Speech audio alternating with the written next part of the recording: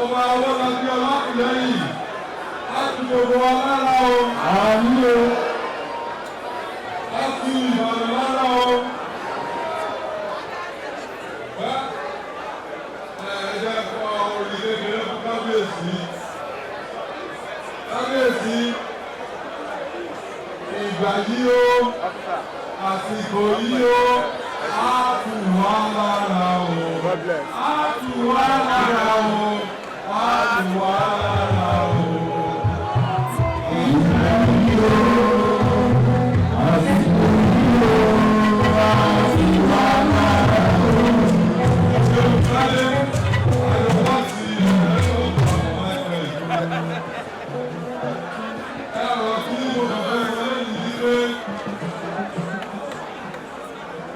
Today, the coronation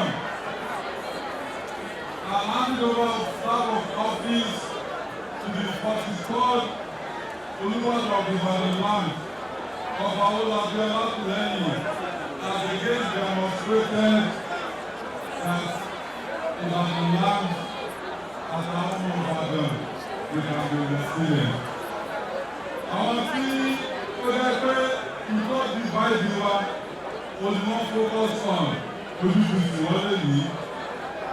A ti gbé adé wọ́tọ́ kàrí lọ nínú ìṣẹ̀tọ́ ìṣẹ̀lẹ̀ ìṣúwọ́. Adé wọ ọ̀nà àrà local government lẹ́yìn ìṣúwọ́. Adé wọ Ìbàdàn North East local government lẹ́yìn ìṣúwọ́. So mo fi kábíyèsí mo bá aládùúrà ìgbọ́dọ̀ àwọn ẹ̀mí fi fún wa